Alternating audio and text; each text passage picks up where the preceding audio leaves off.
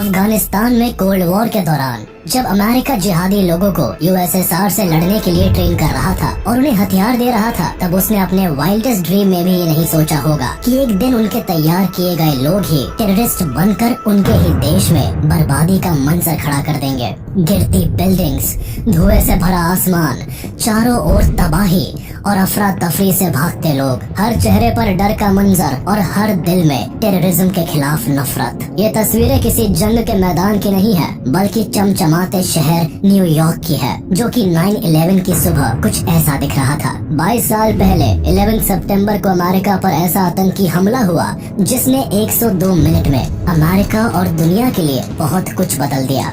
3000 लोग एक झटके में खत्म हो गए, 6000 से ज्यादा घायल हो गए और यह अटैक एक ऐसा जख्म छोड़ गया जिसने अमेरिका को अंदर तक झकझोर दिया।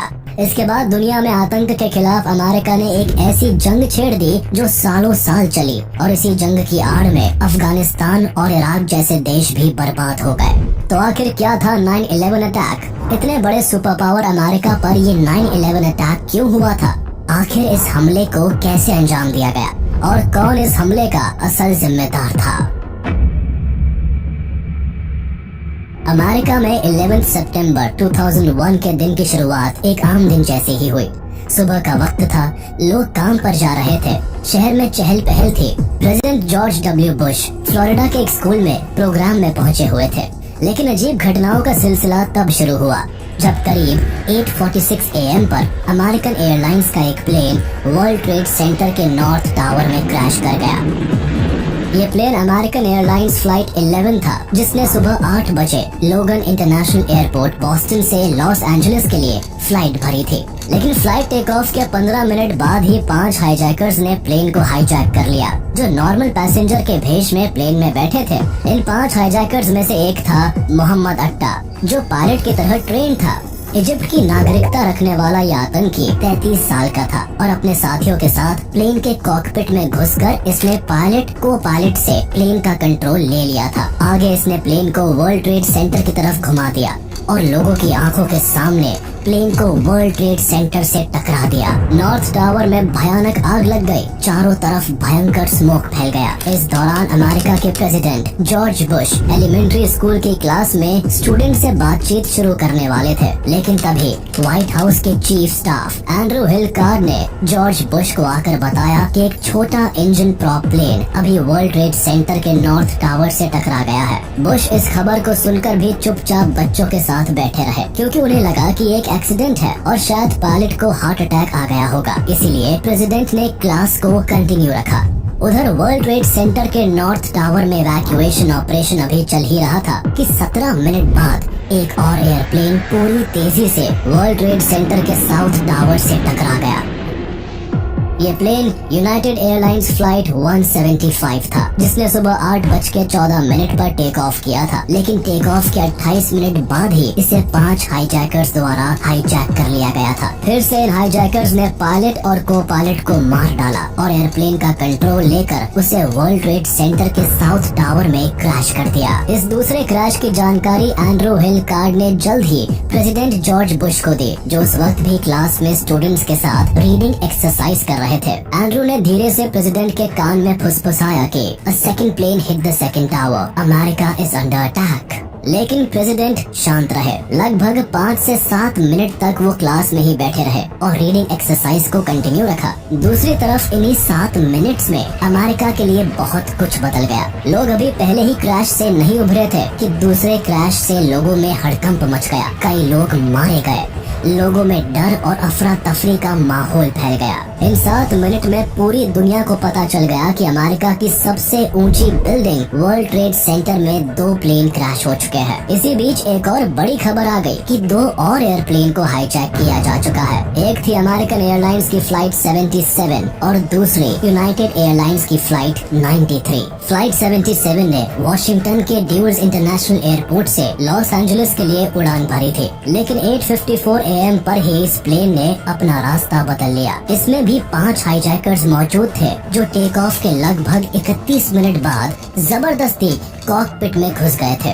दूसरी फ्लाइट 93 न्यू जर्सी से कैलिफोर्निया के लिए डिपार्ट हुई थी और इसमें 4 हाईजैकर्स मौजूद थे। इन दोनों ही फ्लाइट्स ने अपनी डेस्टिनेशन बदलकर अमेरिका की कैपिटल वॉशिंगटन डीसी की तरफ टर्न कर दिया। वॉशिंगटन से थोड़ी ही दूर पर अमेरिका का डिफेंस डिपार्टमेंट का हेडक्वार्टर पेंटागन था, जो नेशनल सिक्योरिटी मिलिट्री पावर की नजर से अमेरिका के लिए काफी इम्पोर्टेंट बिल्डिंग थी और बदकिस्मती से हाईजैकर्स के रेडार में उनका अगला निशाना यही बिल्डिंग थी। इसीलिए हाईजैकर्स द्वारा फ्लाइट 77 को पेंटागन बिल्डिंग की तरफ मोड़ दिया गया और 9:37 AM पर ये प्लेन पेंटागन बिल्डिंग में ही क्रैश हो गया। ये अमेरिका पर आतंक का तीसरा घातक वार था, जिससे साफ था कि ये सब कुछ एक बड़ी आतंकी साजिश का नतीजा है। इसीलिए यूएसए के सभी एयरपोर्ट्स को शट डाउन कर दिया गया। जो एयरलाइन उड़ान भर चुकी थी उन्हें नियरेस्ट एयरपोर्ट्स पर लैंड करने के ऑर्डर्स दिए गए। एक तरफ जहां प्रशासन और रेस्क्यू फोर्स हालात को काबू करने की कोशिश में थे, वही अमेरिका के लिए हालत बद से बदतर तब हो गए जब 9:59 AM पर वर्ल्ड ट्रेड सेंटर के साउथ टावर में लगी भयानक आग के चलते पूरी की पूरी बिल्डिंग कोलैप्स कर गई। अमेरिका के लोग इस पूरी तबाही को अपने सामने घटता हुआ देख रहे थे। चारों तरफ अफरा तफरी, मौत और धुएं का बादल छाया था। कई लोग मारे जा चुके थे। पैसेंजर्स को इस बात की भनक लग गई थी कि वो अंडर अटैक है और कई फिर उन्होंने फाइट बैक करना शुरू कर दिया। सभी को लग रहा था कि इस प्लेन को फिर से अमेरिका के किसी आइकॉनिक बिल्डिंग पर क्रैश कर दिया जाएगा, जिसे रोकने के लिए कई सारे पैसेंजर्स ने हाईजैकर्स के साथ फाइट करनी शुरू कर दी।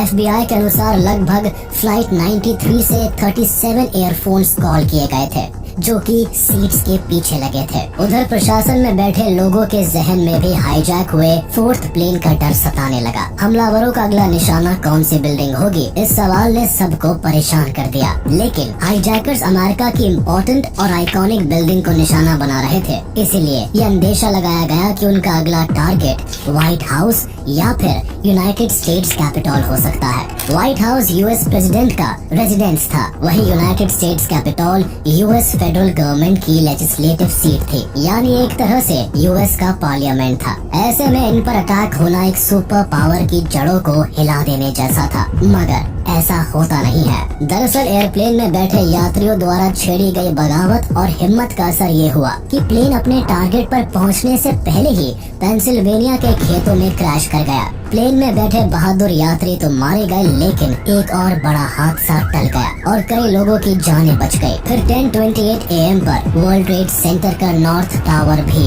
आग में जलते हुए मिट्टी में मिल गया। एक बड़े धुएं के गुब्बार ने न्यूयॉर्क सिटी के आसमान को घेर लिया। अंदर फंसे ज्यादातर लोग मारे गए और 9/11 की एक खौफनाक सुबह मौत का वो दिन बन गया जब एक ही झटके में अमेरिका ने अपने लगभग 3000 लोगों को खो दिया और 6000 लोग इंजर्ड हो गए। अमेरिका की मिट्टी में ये आज तक का सबसे डेडलीस्ट आतंकी अटैक बन गया था, जो उसकी इंटेलिजेंस एजेंसी के लिए एक बड़ा फेलियर भी साबित हुआ। अपने आप को सुपर पावर कहने वाला अमेरिका भी कहीं न कहीं कट्टर इस्लामी जिहाद की लपटों से खुद को नहीं बचा पाया और ओसामा बिन लादेन अपने मंसूबों में सफल हो गया। अमेरिका में दहशत का माहौल इतना ज्यादा बन चुका था कि प्रेसिडेंट को एयर बाउंड होने पर मजबूर होना पड़ा। सभी के मन में था कि कहीं अगला निशाना व्हाइट हाउस ना बन जाए, तो इसी वजह से प्रेसिडेंट और प्रेसिडेंट ऑफिशियल्स लगभग सभी 8 घंटों के लिए फ्लाइट्स में थे। इन्हें लग रहा था कि अमेरिका में इतनी अनसर्टेनिटी हो गई थी कि हवा ही एकमात्र सुरक्षित जगह थी। 9/11 सुपर पावर अमेरिका को झकझोर देने वाली वो आतंकी घटना थी जिसके बीज कई साल पहले ही कोल्ड वॉर में बोए जा चुके थे। इस कहानी की शुरुआत 1979 से अफगानिस्तान से हुई थी, जहां अमेरिका ने यूएसएसआर को अफगानिस्तान से हटाने के लिए मुजाहिदीन फाइटर्स को सपोर्ट करना शुरू कर दिया और एक ऐसे टेररिस्ट ग्रुप को जन्म दे दिया जो अमेरिका के लिए ही सबसे बड़ा सरदर्द बनने वाला था। अफगानिस्तान का इतिहास हमेशा से ही खूनी रहा है। यहाँ के लोग अपनी स्वतंत्रता के लिए लड़ते रहे हैं। 1919 में अफगानिस्तान को ब्रिटिश की इनडायरेक्ट हुकूमत से मुक्ति मिल गई। दरअसल दूसरे एंग्लो अफगान वॉर के बाद से ब्रिटिश ने अफगानिस्तान के फॉरेन अफेयर्स पर काबू कर लिया था, लेकिन थर्ड वॉर के बाद अफगानिस्तान को ब्रिटिश से किसी भी तरह की बंदिश से पूर्ण स्वतंत्रता मिल गई थी। इस आजादी के बाद अफगानिस्तान ने एमिर अमानुल्लाह खान ने खुद को किंग साबित कर दिया। अमानुल्लाह खान बहुत ही लिबरल और प्रोग्रेसिव एमिर था। 1926 में उन्होंने अफगानिस्तान से एमिरेट को खत्म करके अफगानिस्तान में डेमोक्रेटिक मोनार्की स्टैब्लिश किया और अब ये राजा कहलाए जाने लगे। उनके समय में पहली बार औरतों को स्कूल और कॉलेज जाने की अनुमति मिली थी। ये पहली दफा हो रहा था कि अफगानिस्तान के समाज में लिबर्टी, खुलापन और स्वतंत्रता आ रही थी। लेकिन अफगानिस्तान में अमानुल्लाह खान ज्यादा दिन तक रूल नहीं कर पाए, क्योंकि अमानुल्लाह खान अफगानिस्तान को वेस्टर्न मॉडर्नाइजेशन की तरफ ले जा रहे थे, जो बात वहाँ के कुछ इस्लामिक ट्राइब के लोगों को बिल्कुल भी पसंद नहीं आ रही थी। खासकर औरतों का लिबरलाइजेशन वहाँ के लोगों को बिल्कुल नागवार हो रहा था। इसी दौरान 1928 में अमानुल्लाह खान यूरोप के टूर पर गए थे, जिसका फायदा उठाकर हबीबुल्लाह कालाकानी नाम के एक कट्टर लीडर ने रॉयल आर्मी के एब्सेंस का फायदा उठाकर कूप कर दिया और इसके साथ ही एमिर अमानुल्लाह खान को अरेस्ट करके एग्जाइल में भेज दिया गया। 1933 में जाहिर शाह अफगानिस्तान के राजा बनते हैं और अगले 40 सालों तक अफगानिस्तान के राजा बने रहते हैं। इनके 40 साल के शासन में अफगानिस्तान काफी स्टेबल रहता है और अफगानिस्तान काफी प्रोग्रेस भी करता है। 1973 में जब जहीर शाह फॉरेन ट्रिप पर गए हुए थे, तभी उनके अपने भतीजे मोहम्मद दाऊद खान ने पैरामिलिट्री और अपने कम्युनिस्ट एंड लेफ्टिस्ट दोस्तों की सपोर्ट से एक कूप किया और उनकी कुर्सी छीन ली। इसके बाद जाहिर शाह को देश छोड़कर भागना पड़ा। यहीं से अफगानिस्तान में एक एरा शिफ्ट हुआ। दाऊद खान एक कम्युनिस्ट विचारधारा वाले व्यक्ति थे, जिनकी यूएसएसआर के साथ काफी अच्छे संबंध थे। दाऊद खान लंबे समय तक अफगानिस्तान के मिलिट्री हेड भी रहे थे और इनके समय से ही अफगानी सैनिकों को यूएसएसआर ट्रेनिंग देता आ रहा था। इसके अलावा यूएसएसआर ने साउथ एशिया में अपनी पहुंच बैठाने के लिए अफगानिस्तान में अच्छा खासा इन्वेस्टमेंट भी कर रखा था। अब जब दाऊद खान की सरकार आई, तब यूएसएसआर ने खुलकर इनका समर्थन किया। इसके साथ ही दाऊद खान ने रिपब्लिक ऑफ अफगानिस्तान की स्थापना कर दी और खुद अफगानिस्तान के प्रेसिडेंट बन गए। दाऊद खान ने यूएसएसआर का सहारा लेकर अपनी सरकार तो बना ली, लेकिन अफगानिस्तान को लिबरल बनाने और कोल्ड वॉर का निशाना बनाने से बचाने के लिए अमेरिका के साथ भी संबंध बनाने लगे। लेकिन ये बात अब यूएसएसआर को खटकने लगी थी। साथ ही साथ अफगानिस्तान की जो कम्युनिस्ट पार्टी थी, वो भी दाऊद खान से खफा रहने लगी। अफगानिस्तान की communist party People's Democratic Party of Afghanistan ने इसी बात पर दाऊद खान के रॉयल पैलेस पर हमला करवा के उन्हें पूरे परिवार के साथ मरवा दिया गया। इसके बाद नूर मोहम्मद तराकी इस देश के प्रेसिडेंट बन जाते हैं। लेकिन जैसा कि दाऊद खान के साथ हुआ, वैसा हादसा तराकी के साथ भी हुआ। इनके अपने ही पार्टी के लोगों ने इन्हें असैसिनेट कर दिया। 1978 में हुए इस असैसिनेशन के पीछे हफीजुल्लाह अमीन का हाथ था, जो उन दिनों अफगानिस्तान के डेप्यूटी पीएम थे। इनके संबंध यूएसए के साथ अच्छे थे और चूंकि इन्होंने यूएसएसआर बैक्ड गवर्नमेंट की हत्या करवाई थी, तो यूएसएसआर भी कहाँ चुप बैठने वाला था। यूएसएसआर अपने चंगुल से अफगानिस्तान को किसी भी कीमत पर बाहर नहीं जाने देना चाहता था और इसी वजह से 24 दिसंबर 1979 को यूएसएसआर ने अपने सैकड़ों फाइटर जेट्स और हजारों सैनिकों को काबुल में उतार दिया। हालांकि यूएसएसआर को काबुल में आसान जीत मिल गई और उसके साथ ही पीएम अमीन की हत्या करके बाबरक करमाल को देश का नया प्रेसिडेंट घोषित कर दिया। लेकिन इसके बाद यूएसएसआर के 25,000 सैनिकों ने वापसी नहीं की। उनका मानना था कि पूरे अफगानिस्तान में कम्युनिस्ट सरकार को स्टैब्लिश किया जाए। वही दूसरी ओर मुजाहिदीन ने जिहादी वॉर छेड़ रखी थी। उन्हें यूएसएसआर से इस्लाम पर खतरा नजर आता था और वो यूएसएसआर को पूरी टक्कर देने के लिए तैयार बैठे थे। ये वॉर पहले तो यूएसएसआर अफगानिस्तान वॉर ही था, जो कि इस्लामिक मुजाहिदीन के खिलाफ था। लेकिन जल्दी ही पाकिस्तान, चाइना, यूएसए और मिडिल ईस्ट के कंट्रीज भी मुजाहिदीन के साथ उतर आए, जिससे कि यूएसएसआर को कड़ी टक्कर दी जाए और उन्हें अफगानिस्तान से निकाला जा सके। पाकिस्तान और यूएसए खासकर इस जिहादी युद्ध में मुजाहिदीनों का साथ दे रहे थे, जिससे कि यूएसएसआर को हटाया जा सके। अफगानिस्तान में अब पपेट कम्युनिस्ट और इस्लामिक विचारधाराओं को सपोर्ट करने वाले दो पावर्स के बीच का टसल अब शुरू हो गया था। इसी दौरान सऊदी अरब ने मुजाहिदीन को ढेर सारी फंडिंग देना शुरू कर दिया। दूसरी तरफ यूएस और पाकिस्तान भी मुजाहिदीन ग्रुप की हर तरह से मदद करने लगे। ऐसे में अब अफगानिस्तान में इस्लामिक मुजाहिदीन ने सोवियत के खिलाफ पूरी बगावत कर दी। वही कोल्ड वॉर के चलते अमेरिका हमेशा से ही साउथ एशिया से सोवियत यूनियन के इन्फ्लुएंस को कम करना चाहता था, और वही दूसरी तरफ वियतनाम और कोरिया वॉर्स में सोवियत के कारण अमेरिका को काफी क्षति पहुंची थी। ऐसे में अमेरिका एक ऐसी अपॉर्चुनिटी की तलाश में था जहां वो भी यूएसएसआर को सबक सिखा सके, जिसका मौका अमेरिका को सोवियत अफगान वॉर में मिल गया। ऐसे में अमेरिका अफगानिस्तान में रिलीजन के नाम पर हो रहे बगावत को सपोर्ट करने लगा। अमेरिका ने न केवल अफगान फाइटर्स को पाकिस्तान जैसे पड़ोसी देश में रेफ्यूजी बनने के लिए इन्फ्लुएंस किया, बल्कि सोवियत अफगान वॉर को इस्लाम की लड़ाई की तरह प्रमोट किया। सभी इस्लामी देशों से अमेरिका ने इस्लामी लड़कों को अफगानिस्तान की सो कॉल्ड होली वॉर को ज्वाइन करने के लिए उकसाने लगा और उन्हें भारी मात्रा में हथियार, पैसा और इंटेलिजेंस सपोर्ट देना शुरू कर दिया। और बस यही से जिहादी मूवमेंट की शुरुआत हुई, जिसने अफगानिस्तान में इंस्टेबिलिटी ला दी। इसी दौरान सऊदी अरब, जो कि इस्लाम को प्रमोट करने के इस्लामिक देशों में फंडिंग कर रहा था, उसे डर पैदा हो गया कि यूएसएसआर का इन्फ्लुएंस बाकी अरब कंट्रीज में फैला तो इससे इस्लाम धर्म पर बहुत बड़ा खतरा आ जाएगा। इसलिए सऊदी अरब जैसे कई मिडिल ईस्ट देशों से इस्लामी लड़कों ने मुजाहिदीन मिलिटेंट को ज्वाइन किया और रिच इस्लामिक फैमिलीज ने इन मिलिटेंट्स को फंड करना शुरू कर दिया। इन्हीं में से एक था ओसामा बिन लादेन, जिसकी एक ही तमन्ना थी कि पूरे इस्लामिक देशों में सरिया का कानून लागू हो जाए और इस्लामिक देशों के बीच के मामलों को आपस में ही कुरान के लॉ के थ्रू सॉल्व किया जाए। इसमें किसी और का इंटरफेरेंस ना हो, भले ही वो सुपर पावर अमेरिका ही क्यों ना हो।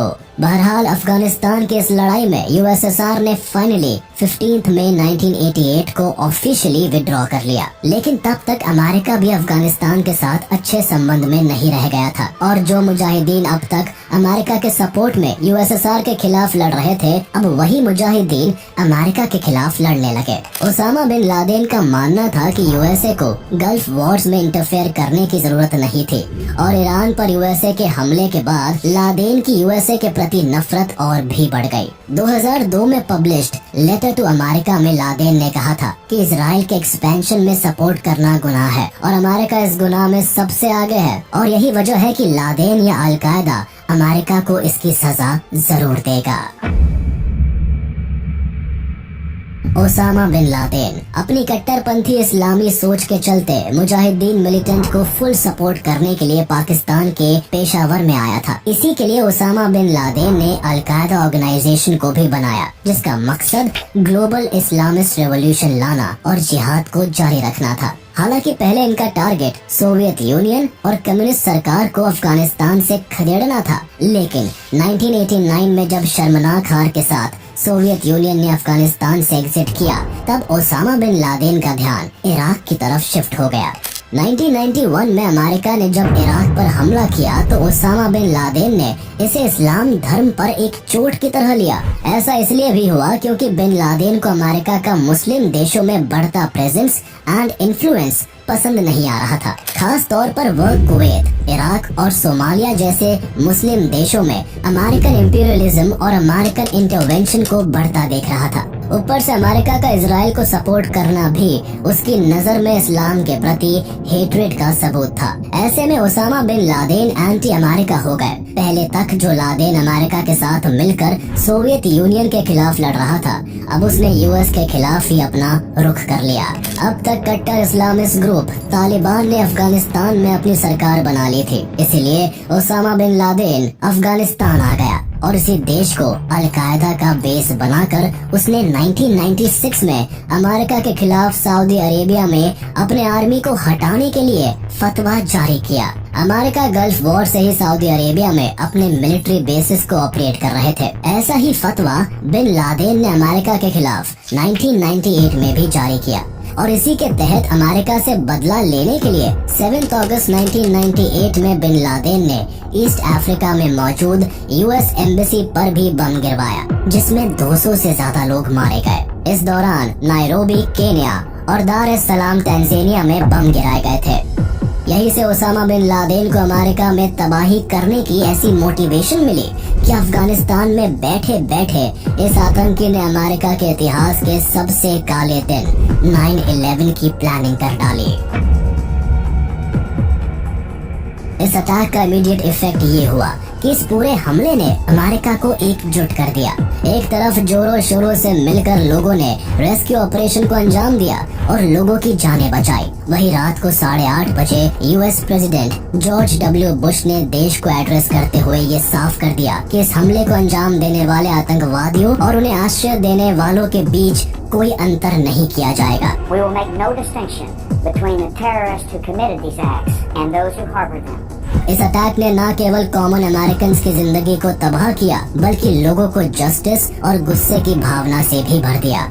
जल्द ही American president George W Bush ने घोषित कर दिया कि ये काम आतंकवादी ओसामा बिन लादेन और आतंकी संगठन अल-कायदा का है, जो अफगानिस्तान में अल-कायदा ऑर्गेनाइजेशन को चला रहा है। इसके बाद अमेरिकन प्रेसिडेंट ने तालिबान से ओसामा बिन लादेन को अमेरिका को हैंडओवर करने के लिए कहा, लेकिन तब तालिबान ने अमेरिका के इस ऑफर को रिजेक्ट कर दिया और अमेरिका से सबूत की फरमाइश की गई तो यूएसए ने आतंकवाद के खिलाफ जंग छेड़ दी, जिसके समर्थन में नेटो कंट्रीज ने भी अमेरिका का साथ दिया। इस जंग को वॉर ऑन टेरर का नाम दिया गया, जिसकी शुरुआत अफगानिस्तान से की गई। 7 अक्टूबर 2001 को अमेरिका अपने नेटो एलाइज के साथ मिलकर अफगानिस्तान में घुस गया और ओसामा बिन लादेन को पकड़ने के लिए तालिबान के खिलाफ जंग छेड़ दी। अफगानिस्तान में अमेरिका ने न केवल अल-कायदा के ठिकानों को निशाना बनाया बल्कि तालिबान को भी पीछे खदेड़ दिया। यहाँ अमेरिका को अपनी इन्वेस्टिगेशन में कई ऐसी वीडियो टेप्स भी मिले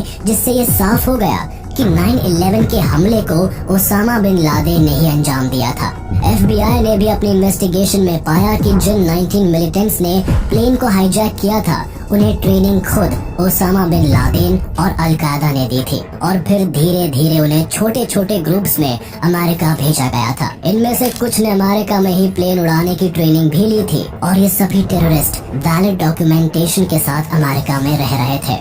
फिर 26 अक्टूबर को अमेरिकन कांग्रेस ने एक पेट्रियट एक्ट पास किया जिसका मकसद 9/11 के आतंकवादियों को पकड़ना था।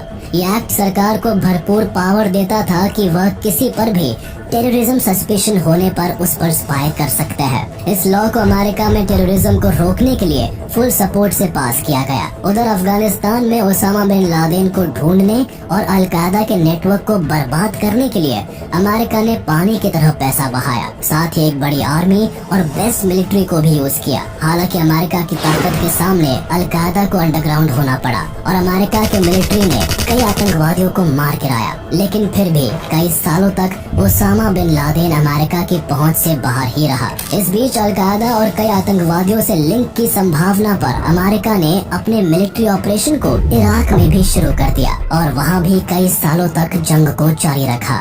9/11 अटैक केवल एक आतंकी हमला ही नहीं था बल्कि दुनिया की सबसे बेस्ट इंटेलिजेंस एजेंसी के मुंह पर तमाचा भी था कि आखिर कैसे CIA और FBI के नाक के नीचे से ये अटैक प्लान किया गया। इसी के तहत साल 2002 में प्रेसिडेंट जॉर्ज डब्ल्यू बुश ने 9/11 अटैक की रिपोर्ट के लिए एक कमीशन को अपॉइंट भी किया। 2 साल बाद जब रिपोर्ट सबमिट हुई तो पाया गया कि इस अटैक में सबसे बड़ा फेलियर CIA का था, जिन्हें पहले से ही पता था कि 2 हाईजैकर्स नवाफ अल-हाज़मी और खालिद अल-मिधार अल-कायदा के मिलिटेंट्स हैं। CIA इन दोनों मिलिटेंट्स को ट्रैक भी कर रही थी जब ये दोनों ऑपरेटिव्स टेररिस्ट समिट मीटिंग को अटेंड करने मलेशिया के कुआलालंपुर गए थे। लेकिन CIA ने इन दोनों टेररिस्ट सस्पेक्ट की जानकारी ना तो FBI को दी और ना ही इन्हें US स्टेट डिपार्टमेंट की वॉच लिस्ट में ऐड किया। इससे हुआ ये कि हाईजैकर्स अपनी रियल आईडीज के साथ बड़ी ही आसानी से अमेरिका में घुस गए। कई दिनों तक वह अमेरिका में आम लोगों की तरह घूमते भी रहे और फिर उन्होंने दिन दहाड़े इतनी बड़े आतंकी हमले को अंजाम दिया। ये CIA की बड़ी लापरवाही का ही नतीजा था कि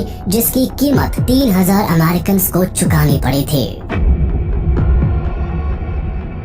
9/11 के असली गुनहगार को पकड़ने के लिए अमेरिका ने अफगानिस्तान में 10 साल तक जंग लड़ी और खरबों का पैसा लगाने के बाद साल 2011 में उसे ओसामा बिन लादेन को पकड़ने में कामयाबी हासिल हुई। 2 मई 2011 को US की नेवी सील्स टीम ने पाकिस्तान के अबोटाबाद में ओसामा बिन लादेन को लोकेट किया और एक ऑपरेशन के तहत उसे मार गिराया। Tonight, I can report to the American people and to the world. The United States has conducted an operation that killed Osama bin Laden, the leader of Al-Qaeda. इतने बड़े आतंकवादी की मौत टेररिज्म के खिलाफ अमेरिका की एक बड़ी जीत तो बन गई, लेकिन 9/11 का कॉमन अमेरिकन सिटीजन्स पर जो असर हुआ वो लॉन्ग लास्टिंग रहा। ओसामा बिन लादेन का यूएसए में 9/11 करवाने का मेन कारण अमेरिका का मिडिल ईस्ट में बढ़ता इंटरफेरेंस और इन्फ्लुएंस था। इसके अलावा लादेन मुस्लिम्स पर हो रहे अत्याचार के लिए टेररिज्म का सहारा ले रहा था, लेकिन 9/11 के बाद ये दोनों चीजें और भी ज्यादा देखने को मिली। यूएसए ने न केवल अफगानिस्तान को इन्वेड किया बल्कि इराक में भी मिलिट्री ऑपरेशंस कंडक्ट करवाए। इसके अलावा वेस्टर्न कंट्रीज खासकर अमेरिका में इस्लामोफोबिया का राइज हुआ। मिडिल ईस्ट के टेररिस्ट के किए धरे का खामियाजा मुस्लिम सिटीजन्स और साउथ एशियंस को भुगतना पड़ा, जिनके खिलाफ अमेरिका में क्राइम्स और डिस्क्रिमिनेशन तेजी से बढ़ने लगा। अमेरिका में रह रहे मुस्लिम्स के साथ न केवल भेदभाव हुआ बल्कि कई जगह पर इन पर कार्रवाई भी हो गई। यहाँ तक कि अमेरिका में रह रहे इंडियन सिख को भी कई बार मुस्लिम समझकर मारा जाने लगा। अमेरिकन पब्लिक में बढ़ते डर ने मुस्लिम्स के खिलाफ ऐसे एक्सट्रीमिज्म को जन्म दिया, जिसकी वजह से कई जगह पर मुस्लिम्स को जेल में डालकर मारा पीटा गया और एक लार्ज स्केल पर ह्यूमन राइट्स वायलेशन बढ़ता चला गया। इससे हुआ ये कि फ्रस्ट्रेटेड और भेदभाव से गुस्से में आकर और भी ज्यादा लोग आतंक का रास्ता अपनाने लगे। हालांकि अमेरिका ने ओसामा बिन लादेन को मारकर 9/11 का बदला तो ले लिया, लेकिन इसकी कीमत अफगानिस्तान और इराक को चुकानी पड़ी, जहां कई मासूम लोगों ने जान गंवाई। देश की राजनीतिक और आर्थिक अर्थव्यवस्था और भी अस्थिर हो गई और अफगानिस्तान केवल एक जंग का मैदान बनकर रह गया, जिस पर आज तालिबानियों का राज है। इसी के साथ हम आपसे विदा लेते हैं। उम्मीद है आपको ये वीडियो जरूर पसंद आया होगा। आप इस वीडियो को अपने दोस्तों के साथ शेयर करना बिल्कुल भी ना भूलें। साथ ही चैनल को सब्सक्राइब जरूर कर दें।